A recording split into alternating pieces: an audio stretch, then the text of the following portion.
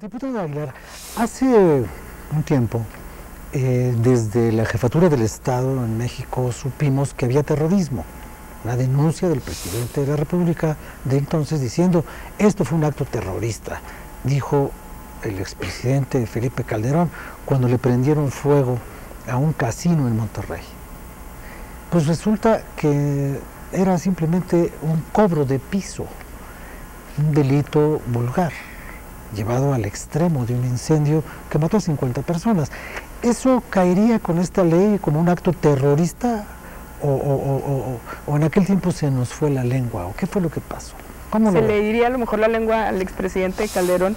Pero a ver, déjame retomar, porque creo que has puesto preguntas sobre la mesa que son muy interesantes. Y hay que entender la reforma. La reforma tiene tres asuntos fundamentales. Primero, equiparar este tipo de cuestiones, y creo que eso, digamos, eso es la verdadera intención detrás de esta iniciativa, que es equiparar las acciones del crimen organizado como acciones de terrorismo, pero también equiparar las acciones de libertad de expresión o las manifestaciones de libertad de expresión que dañen edificios públicos o privados, meterlas en el tipo penal del terrorismo. Ese es uno. Segundo, el tema del lavado de dinero y seguir el rastro del lavado de dinero, que en efecto tiene que ver con la obligación que tiene el Estado mexicano, con las recomendaciones que hizo el GAFI después de los ataques terroristas del 9/11, y que se hicieron todas estas recomendaciones por, una recomendación, valga la redundancia, de Estados Unidos, y una petición que hizo Estados Unidos a los estados que estaban apoyándolo en contra de la guerra contra Irak. Y el último, que es la equiparación del terrorismo nacional con el terrorismo internacional, que es del que habla el diputado Antonio Cuellar.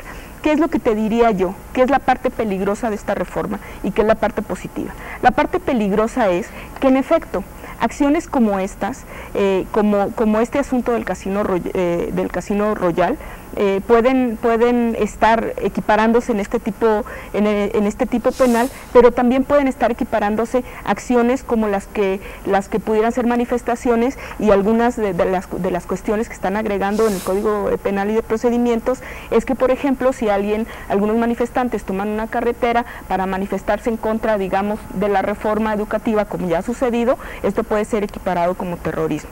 ¿Y qué es lo positivo? Que un arma que está en las manos del Ejecutivo hace mucho tiempo, que es seguir la huella del rastro del dinero para atacar al crimen organizado, y que no se ha utilizado, ahora el Estado mexicano está obligado a hacerlo. Es decir, esta es una iniciativa que abre una serie de discusiones y una serie de aristas que van desde lo social, lo financiero, hasta lo internacional, que tiene que ver con la colaboración que tiene México en la estructura geopolítica, y cómo llegamos 11 años tarde a estas adecuaciones para poder evitar el lavado de dinero y el financiamiento al terrorismo internacional. Gracias. Este asunto del GAFI, diputado Cuellar, y la existencia de elementos de orden internacional en el impulso que tiene esta iniciativa, me recuerda algo que decía la diputada: llegamos 11 años tarde. Yo recuerdo que hace 11 años en los Estados Unidos se firmó el Acta Patriótica, y el Acta Patriótica significaba exclusivamente la manga ancha del Estado para intervenir todas las comunicaciones de los ciudadanos de los Estados Unidos, para interceptar todos los vuelos sospechosos en el cielo americano, y para que Big Brother estuviera muy contento. Y ahora el presidente de los Estados Unidos está metido en un problema del tamaño de este edificio, porque anda espiando a los ciudadanos americanos. Su gobierno se volvió un gobierno de espías. Y no puede haber combate al terrorismo si no hay inteligencia, y la inteligencia se hace, entre otras cosas, espiando. Y usted nos ha dicho que usted acompaña esta iniciativa. ¿No hay riesgos colaterales? Yo creo que en esta iniciativa no es una cuestión de blancos y negros. Yo por eso digo que la iniciativa abre un abanico muy grande de discusiones. Y retomando este tema del Acta Patriótica, que utilizó el presidente George Bush para tomar acciones, digamos, un poco por no decir las autoritarias, pero sí autoritarias. Sí, claro, es decir, ya él fue a la guerra finalmente como en una decisión ejecutiva, sin consultar a la República. Entonces yo creo que ese es a lo que tendremos que tener cuidado. Es decir, no es que no me guste la iniciativa. Creo que la iniciativa tiene cuestiones muy positivas, te lo vuelvo a aclarar, en el tema del seguimiento del rastro del dinero, de actos que puedan ser considerados del crimen organizado. Eso es muy positivo. ¿Por qué? Porque eso lo podía haber hecho el gobierno hace mucho tiempo y no lo ha hecho.